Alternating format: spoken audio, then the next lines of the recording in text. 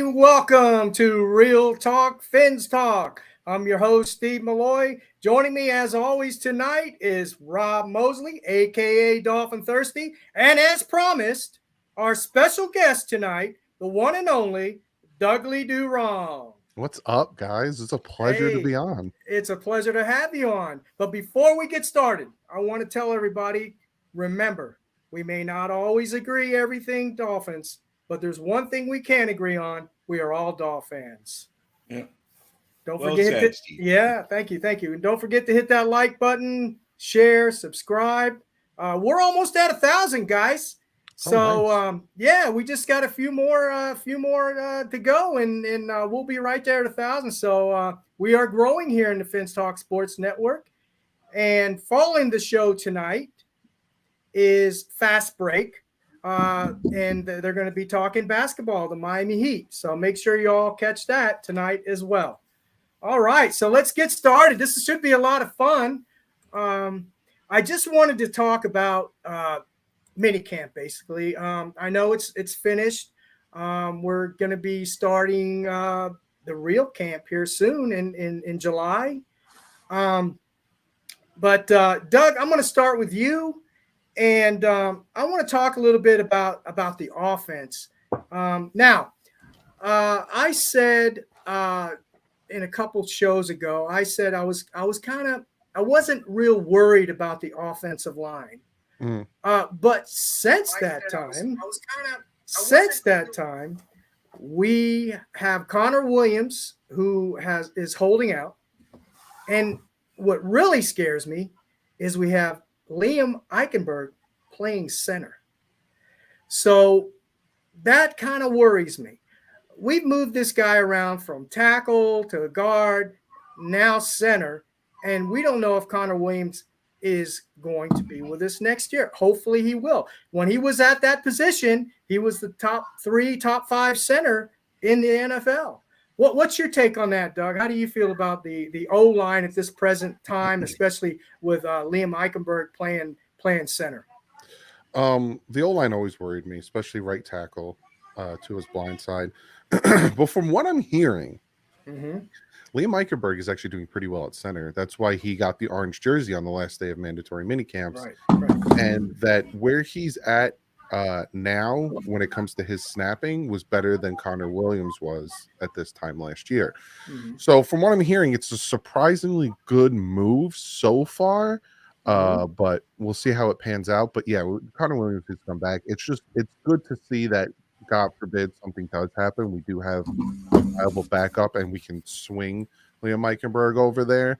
But yeah, from what I'm hearing, Isaiah Wynn right now is doing left guard duty, and Austin Nixon doing right tackle, and it's somewhat working. But again, mandatory minicamps and OTAs, they don't have the pads on, so you can't really tell how things are going on in the trenches and the run game and all that stuff. But it's interesting, I'll say that. I wanted better, especially at right tackle, especially for the price that I saw the guy that I wanted, McGarry, to go for. But the Dolphins and the front office are dead set on letting these guys get their chance. So all we could do now is sit back and hope it works off. Rob, what's your take on that? No, I agree. I mean, they pretty much from day one saying that Austin Jackson's the guy, and he's the, they haven't really maneuvered and done any moves that make you think otherwise. I mean, they brought in Isaiah Wynn and Cedric O. I don't want to butcher his last name. So they brought in those guys, but are they really like projected superstars? No. I mean, I think maybe if they're given the fair chance, they could compete for the starting job, and we'll see. But yeah, that's about where we are at our line. It's just, they've been honest about that point. They said that's, they view Austin Jackson as the starter. They said it from basically since, the offseason began. Yeah, no, I agree. And see, that's what worries me. They've been put in the spotlight because they already put their foot in their mouth by saying, Chris Greer, well, we're not too worried, but you guys are more worried than we are about the offensive line. And you know what? I'm going to hold them to that, because if this offensive line does not perform this year, they're going to be in my hot seat. I'll tell you that right now.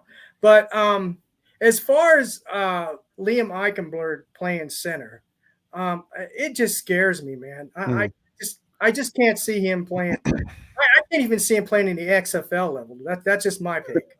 I'm serious. I mean, that's just my take. Austin Jackson, he looks jacked and everything and all that, and that's good. He's playing on a 5th-year option, if I'm not correct, right? No, they didn't pick up his 5th-year option. They didn't, but I mean, he's looking for. This is it. This is his last year. This is it. Yeah, this is his last year. Yeah. So he better look jacked. He better look the part. But let's see if he can play when the rubber hits the road. That's my point. But I agree. It is, and Doug, like you said, I agree. We need somebody. If Connor doesn't show, if he's a no-show, AWOL or whatever, yeah, we're going to have to need a Liam Eichenberg to possibly play center, and we're going to need somebody there, right? But man, I mean, he was injured last year too. Austin Jackson was injured last year too. Wynn is injury prone. Terran Armstead, we know he's not going to play a full season. So, I wasn't worried as much as I am now about the O-line with Eichenberg playing center and Connor Williams not showing up for practice. So I think Connor Williams is going to get his contract extension. I think so. Him and Christian Wilkins, if they get their contract extension, that actually gives us more cap space. Yeah. So I think those two things will get done, especially because we have about 6 weeks before training. Camp starts. Plenty time. This is the time when they'll do all that stuff. Right. But we'll see. We'll see how it all plays out. We'll see. I mean, you're more optimistic than I am, but that's a good thing, But I'm just I don't know. Sometimes I'm a little cynical, but anyway. No, I know we got a lot of contracts to work out. We do. We got 29 contracts that Zach Doug wants a mentioned. contract. Next year. Christian Wilkins wants a contract. Now Connor Williams, because that's funny because I had written an article saying, I don't think the Dolphins had a holdout, but I did mention, Zach Seiler, and I mentioned Christian Wilkins. Then I mentioned Connor Williams, and then that's why I look. Sometimes you look like a fool putting yourself out there, and then boom, nothing. I was surprised when I heard he wasn't there, and they just deemed it an unexcused that. It's obviously a contract issue. Oh, yeah. It didn't make the big news because he's not like Stephon Diggs that's, made big news today across the NFL by not being there. So I don't know what's all up with that, but probably because he's already paid. So I don't know what his issue is. I guess it would come out sooner or later. Yeah, for sure. Yeah. Now let's go to the quarterbacks. There's been some good things about Skylar Thompson that was said. And there were some not so good things about Mike White. Again, it's still early. But we're paying him $4 or $5 million. I mean, come on. With incentives. That's with incentives. Step it up, Mike White. But I hope none of them have to play next year. Let's put it that way. But I always liked Skylar Thompson. Even when they brought Mike White in, I said, he's all right. But I think Skylar Thompson, in my opinion, I think he has a better upside than Mike White. But there's been some good things to say about Skylar. And I'm going to go ahead and say it. Tua has been stepping up in a leadership position. He's taking command of the offense, according to Tyreek. That's one of the comments that he made. And we'll go over some of those comments. But so that's good that Tua's stepping up and he's taking that leadership role, grabbing the bull by the horns. He needs to. I mean, it's about time. And he's going to have to this year. And also Tyreek also made mention that this offense, and I'm going to hold him to it, this offense, this team can only go as far as Tua takes them. Yeah. He said that as well. So I'm going to hold him to that. Doug, what do you think about I know he mentioned some other comments and you're aware of. What do you think about those comments that Tyreek made about Tua? And then he also he made some comments about the playbook and also about, and one that I want to go over a little bit more is he mentioned 2,000 yards. He was shooting for that. But go ahead. Let me hear your take on that. Doug? Tua, in my opinion, once Tua got the starting position, he always kind of tried to take somewhat of a leadership role. Like Mhm. every offseason he worked out with his wide receivers. There's pictures of Mhm. him showing the wide receivers the playbook, how to do things. Last year when he was in concussion protocol, he met them at the tunnel after the game. Like he's always tried his best, but it seems like this year he knows, okay, I need to do more than I've been doing. So I'm Mhm. gonna go above and beyond. I'm really going to step up. I'm really going to do these things. Mhm. And we're seeing it. And Yeah. it's something that is good to see. It's good to see him grow, because there's quarterbacks that are that rah that leadership role, and then there's quarterbacks that aren't, right. Like, look, Mhm. I'm not knocking them, but look at Right. Justin Herbert. Right. Justin Right. Herbert Right. is not a very rah let's go type of quarterback. He's a Mhm. great quarterback. He's got the physicality and the talent, but he is a very timid to himself, doesn't want to, I'm not going to ruffle feathers. I just saw a video of him getting ready to do an interview, and he looked like he was about to go to the chair. Like, he's just miserable. So he's not that type of quarterback, whereas Tua is starting to become that. He was that in Alabama. You see that, when he threw that touchdown to Jalen Waddle to win the Ravens game, he's, running to the sideline, he's Mhm. pumping himself Mhm. up. Yep. He Yep. is that guy now. He's just moving forward to, hold the team accountable, because I think this is the first time in his career, college and NFL, he's in the same offense for 2 years. So now he knows the offense even more, because you guys got to remember that Ravens game, Mike McDaniel was having a hard time getting the plays to Tua. So Tua was improvising on a lot of those plays. He's in this offense for a second year now. So now he's probably thinking to himself, I feel more comfortable with my abilities. I feel more comfortable with my playbook. Now I can take that role, and I can make sure everyone else is, because we saw it against the Cardinals. I think it was his rookie year, where he's yelling at Mhm. Jakeem Grant to go to the right side. We've seen Right. it Right. his second year, where he goes over and he talks to Mike Gesicki. We saw it last year, where there was a false start by Mike Gesicki, walks over, he talks to him. So there's always been that leadership from him. But now that he's even more comfortable, he's being even more of a leader, which is fantastic. Mhm. No, I Yeah. agree. I like to see that. And to be fair, to be honest with you, Mike McDaniel had a hard time all year getting those plays in. Yeah. There was a lot of communication problems the whole year. Mhm. So And I think a uh, lot of that has to do with Frank Smith having to be an offensive line coach as well, because Right. that was right, the reason Applebaum was right, fired, was right. because Frank Smith was doing, and then Mike McDaniel had too much on his plate. So Yeah.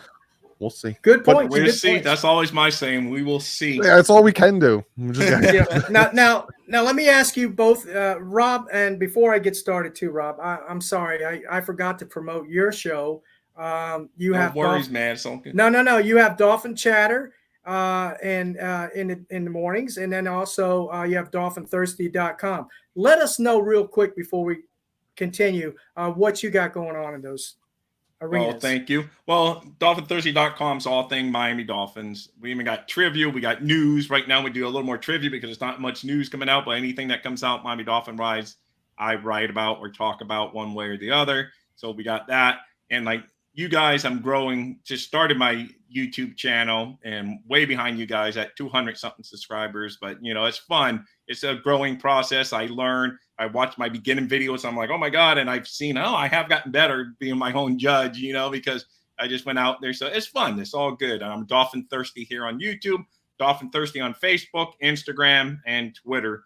On Twitter, I'm Dolphin Thirsty because I couldn't fit that S, but it's too super. So, so it's Dolphin Thirsty.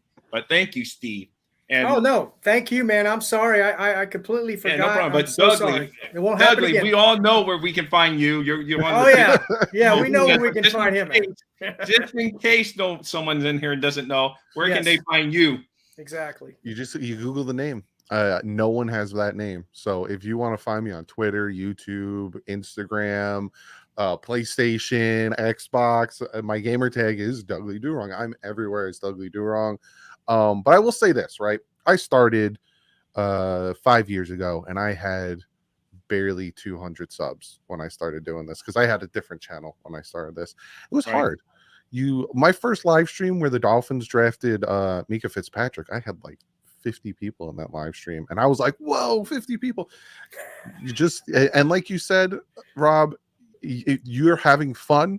Yeah. And that's all that matters. You just keep having fun, keep pushing that content, and all of a sudden it's just going to grow. That's what people do. They see you having fun and they want to have fun with you.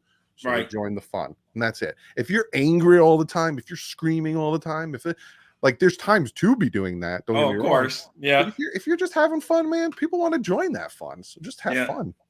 Yeah. Well, you do a great job. So thank you. Yeah, you hit the nail on the head, Doug. You're right. Just having fun and everything. And there are times when I'm personally myself, I've kind of, I'll say it. I've gone off the handle. But it's warranted. Hey, he's gone off the handle for the good stuff too.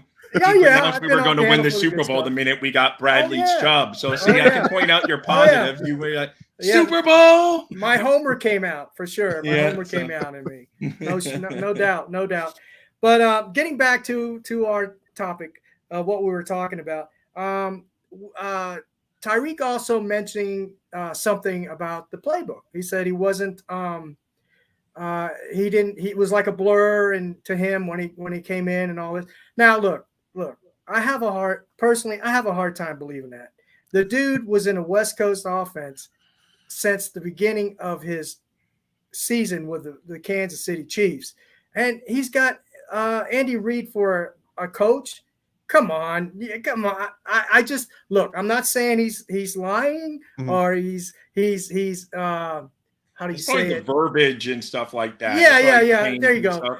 But it's just hard for me to comprehend that. But anyway, look. Here's the good thing. Yeah. Here's the good thing I will say.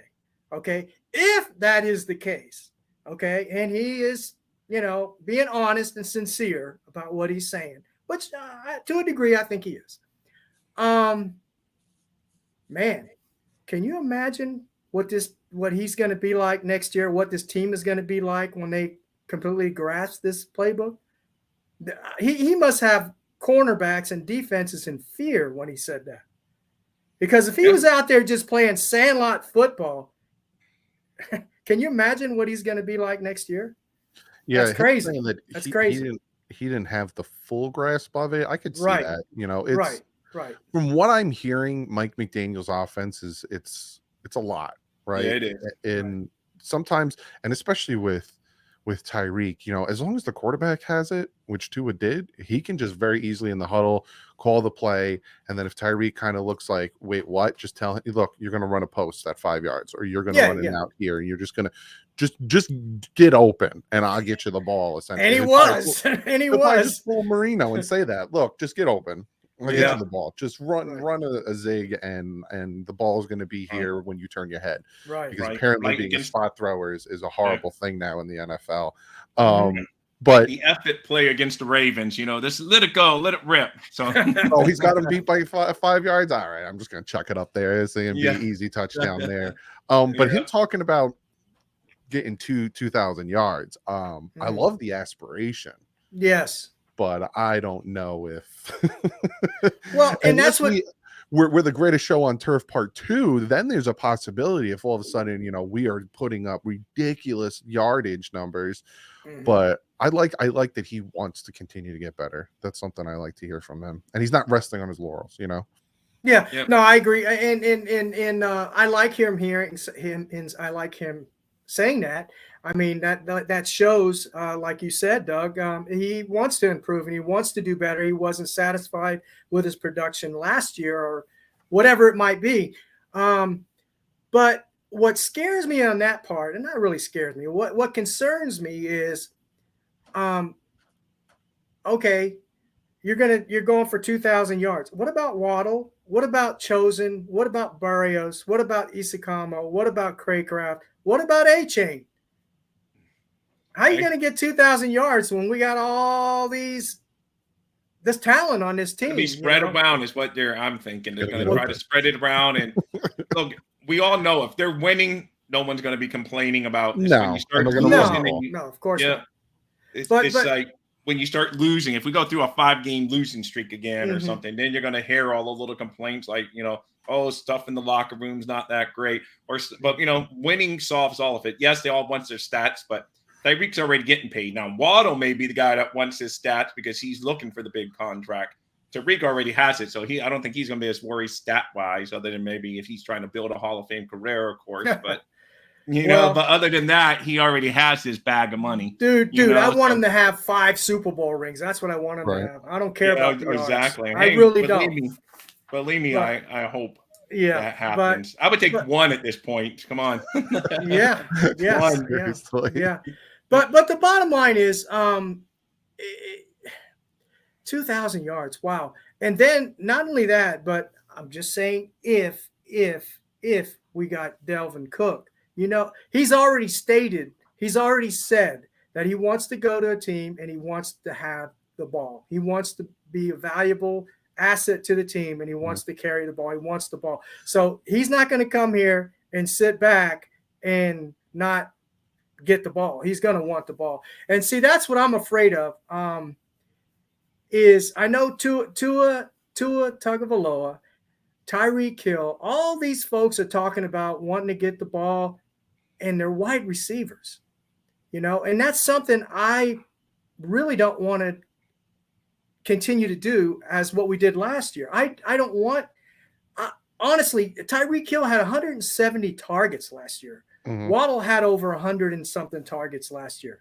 I'd like to see him get maybe 120, 130 maybe, but 170 targets. We need to pound that rock more this year, and regardless of who we have back there. Because when Mostert was back there and Jeff Wilson were healthy, there's the key word, healthy. I mean, they were pounding the rock pretty good when McDaniel was Buffalo in the feeding the ball to them. In Buffalo in the regular season, in the night game up there, I mean, we were like killing him with Mozart. And then all of a sudden we abandoned. And at least McDaniel did point out that weakness that he put, took blame after the offseason. He said, I look back at the year and there was a lot of times I abandoned the run. So I'm sure that game has to be in his mind because I don't know, for whatever, I mean, they couldn't stop him. I mean, he looked like a superstar running back that night, just shredding them. And then we just went away from it. And you're like, why? They weren't stopping it. And we just tried to get cute. I know Waddle did have the nice reception for a touchdown, but it's just weird that we went away from the running game because I think if we keep pounding it, we win that game up there in the regular season. And I think that's where the addition of Dalvin Cook fits, right? I agree. McDaniel came out and he said that, right? He owned up. He said, there's a lot of things that Mike McDaniel did his rookie year as a head coach with the challenges, with the play calling, the time assessment, all that stuff that he needs to learn from. And if he does, he'll get better. So he was still number 6 offense. Yeah. But I like that he owned up to it, right? And I expect him to run the ball more. And that's where Dalvin Cook situation comes in. He wants to be utilized. He's going to be utilized with the Miami Dolphins. The Dolphins run a 21 formation 34% of the time. And a 21 formation is 2 running backs, 1 tight end, 2 wide receivers. Right. Just imagine. 2 in the shotgun. He's got Dalvin Cook to his right, Raheem Mostert to his left. Or he's got Raheem Mostert, Devon A-Chain. He's got Jeff Wilson, Dalvin Cook. Like that, those combinations are going to force the defense to play up. And then all of a sudden you could start throwing across the middle. Or they're like, hey, week 1 against the Chargers, we already saw Tua likes to throw it across the middle. We're going to do the same thing. We're going to give him a 5-6 yard cushion. We're going to stop him across the middle. Well, we got Dalvin Cook. Yeah. Dalvin Cook is very good in the open field. I can show you video of him catching 20-yard touchdown bombs. I've seen him. Yeah, no, I agree. To add this guy would just be great, and especially because Steve, you brought it up. Raheem Mostert and Jeff Wilson both got injured at some point last year, where we had Savon Ahmed taking carries. So all of a sudden, instead of having Savon Ahmed taking carries, you have Dalvin Cook taking carries. Like, I don't know why people are pushing back on the possibility. Now, I'm not saying it's going to happen, and I'm not saying it should happen for 11, 12 million a year. Right. But so many people push back on the possibility of adding Dalvin Cook. Like, I don't understand it. Well, I know, Ian Rappaport today said he's looking, from what he's hearing, Cook is looking for $6 million. So that's right there in that range for I think you actually retweeted it is where I saw it.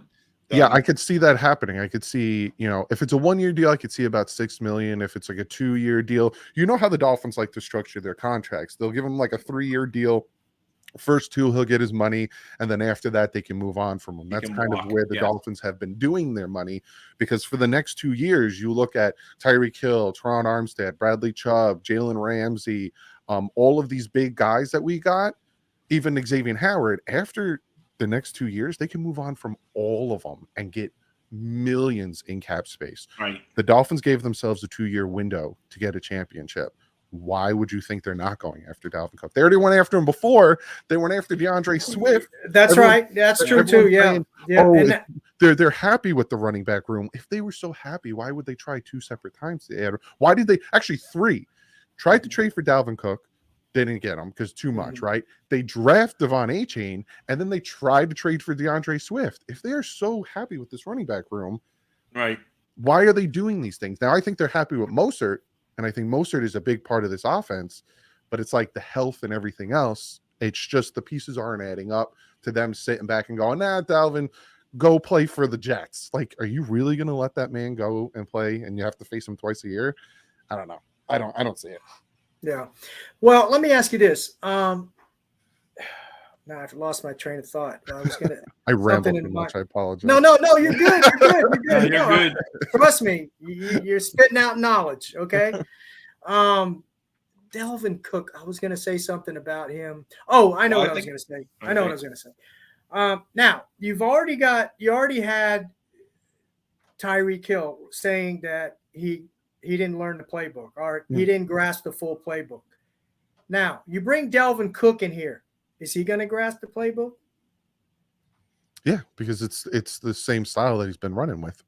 Okay. The running back game is a little bit different than the wide receiver. No, I understand that. Yeah. Offense. Yeah.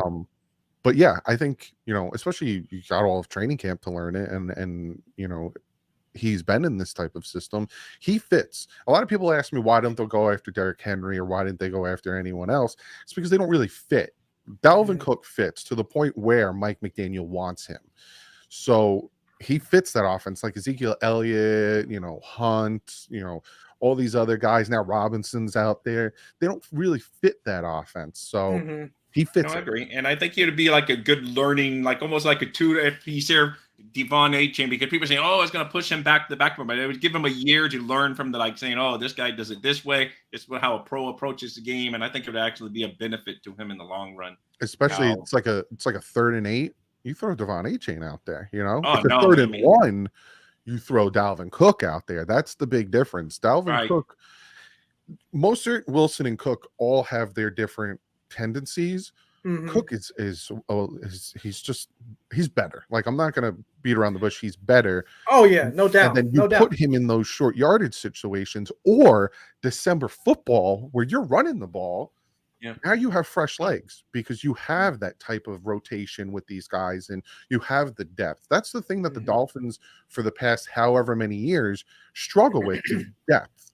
And I know we're going to get to it, but Vic Fangio even talks about it, so I'm not going to talk too much about it. We need that depth, and adding Dalvin Cook adds that depth. I agree, and it would kind of force feed Mike McDaniel because he abandoned the running game last year. If you get a Cook, he's going to say, okay, because let's admit, it's like a video game when you got Waddle and Hill on the outside. It's hard not to want to use those weapons when they're just out there waiting for the ball. So, but I think if you bring in a Cook, it's going to be him. Oh, okay. It's going to give him, I also got Cook back here we can give the rock to. And the good thing about Cook, he may not always get the big plays like you said, Steve, but he's just capable, as he proved against the Dolphins last year. We basically contained him, and then the next thing you know, boom, that big run that was like he's an impact player. He's an impact player. He's not going to get you 3-4 yards every carry, but he's an impact player. Yeah. And Cat for Life made a good point. He actually played injured last year with a shoulder injury. He's durable. He's a durable guy. So that makes sense. I mean, he's a durable guy. He fits the scheme. I know that. I don't know though, but the only thing that's keeping me for saying go for Cook is Mostert and Jeff Wilson. They carried the ball 265 times last year. That's the exact amount of times that Dalvin Cook ran the ball last year with Minnesota. So I I want to believe that if we were, not saying we are, if we were to go out and get Dalvin Cook, is it in his DNA? I know he's a running back guru, but I'm just judging by last year. Is he having in his DNA? Is he going to have enough guts enough to pound the rock, or is he going to be tempted to throw that ball and force feed Tyreek Hill? That's my only concern. I think if he goes back on his word and throws the ball, I think Tua is going to learn, because that's Tua's biggest thing, is he learns from his mistakes and he evolves. So in 2021, Tua was checked down. Tua really didn't push the ball down the field. A lot of it had to do with Brian Flores telling him not to. My defense will win the game. Just play smart football, which he did. 2022, he forced the ball down the field, didn't really throw the check downs, kind of bit him in the butt against San Fran and the Chargers. This year, I expect him to take both of those things and mash them together. So that's if that is insane, I would love that, Doug. That's what I would too. I would too. That's exactly what we've been saying on dink here. And dunk to dink and dunk. I don't care. Dink and dunk all day to him. You know, and then if that's the case, and say Mike McDaniels, starts to fall back a little bit on his promise to run the ball more, then Dalvin Cook's still going to be implemented. You're going to get passes instead of runs. He's going to have those all-purpose yards. So instead of having maybe 1,100 rushing yards like he did for the past 4 years, he'll have 1,500 all-purpose yards.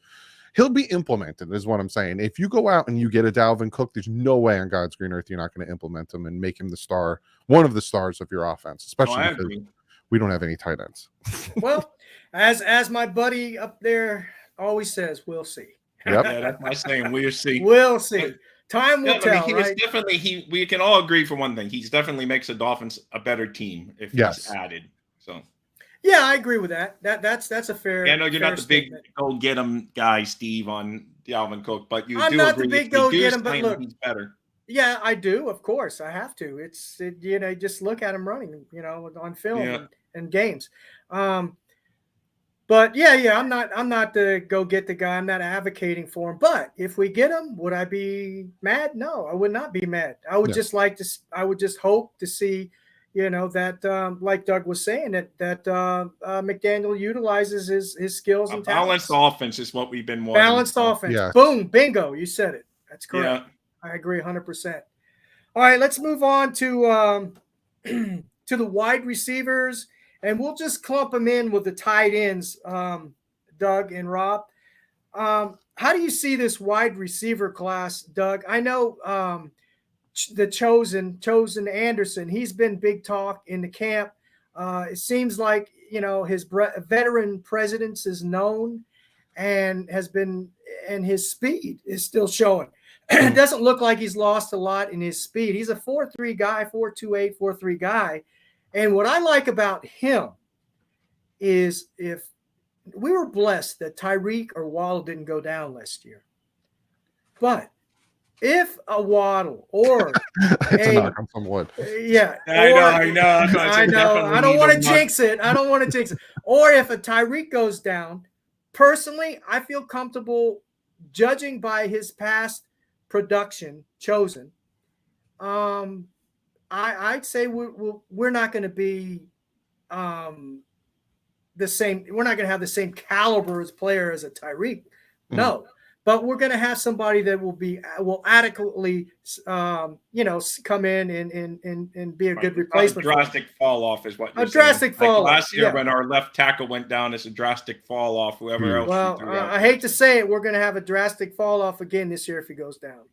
But the bottom line is let's talk about what we're keep on the subject here, wide receivers and tight ends.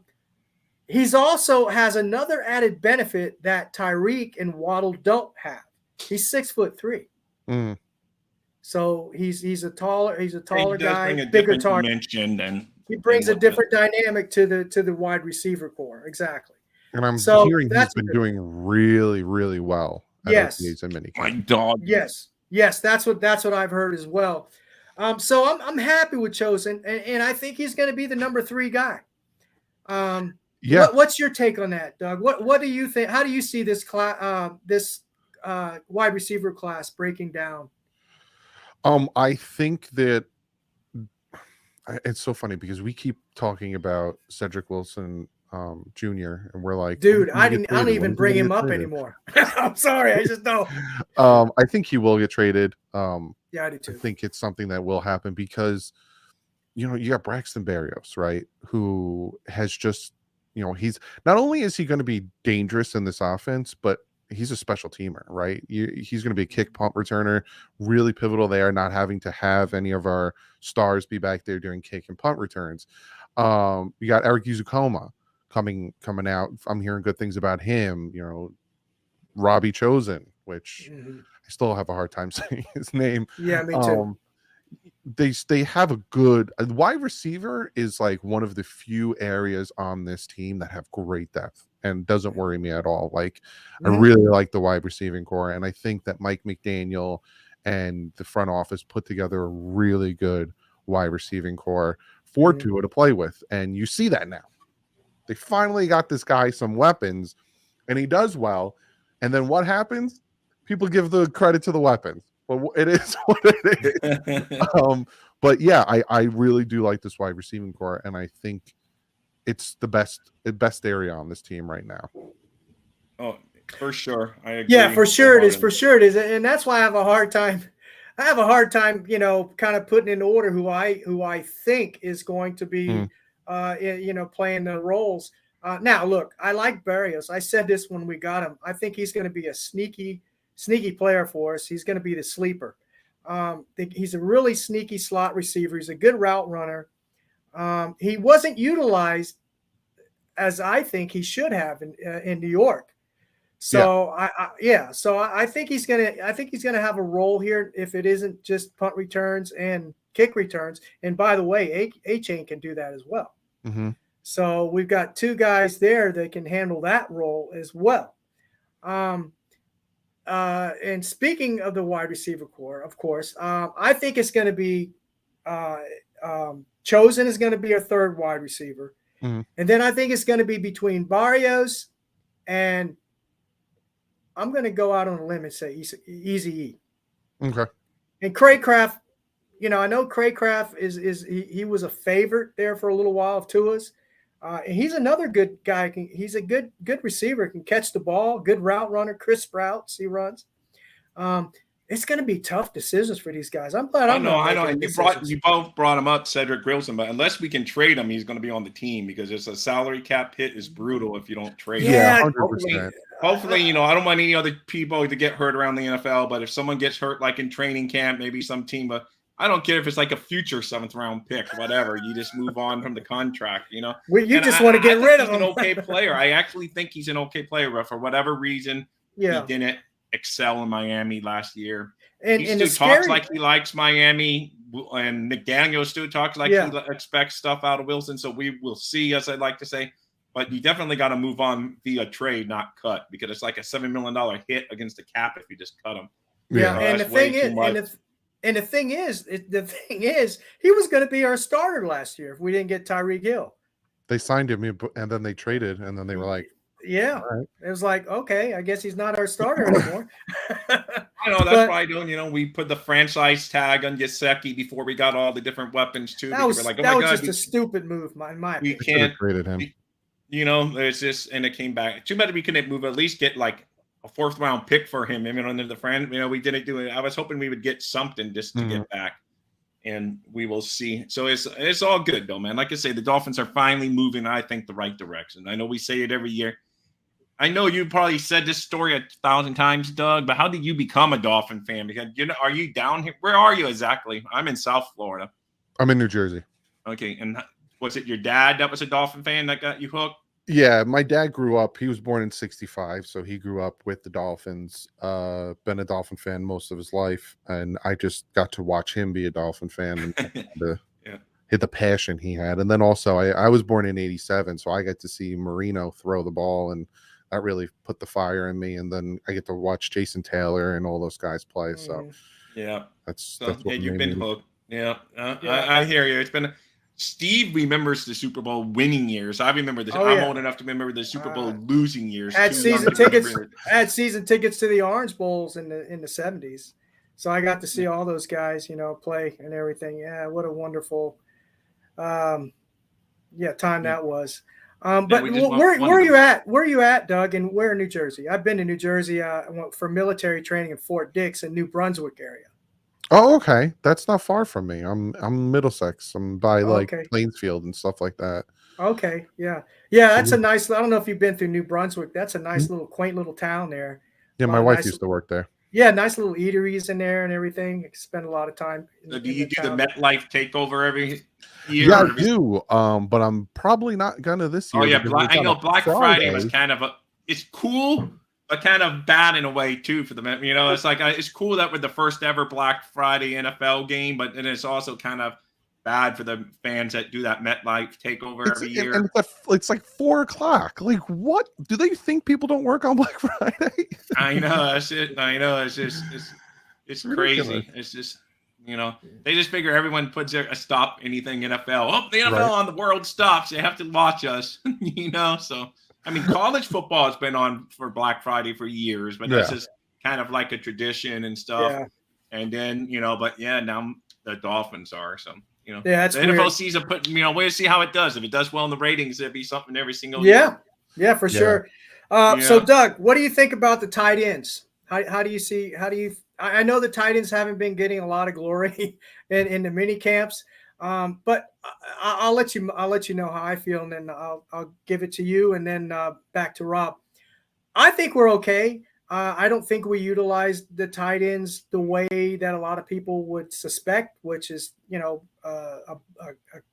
throwing the ball like to a Jazeki or something like that. I don't think we're going to use them like that. I think we're going to use them as strictly blockers and maybe Smythe or I can't even pronounce his name. Seibert. Seibert is yeah.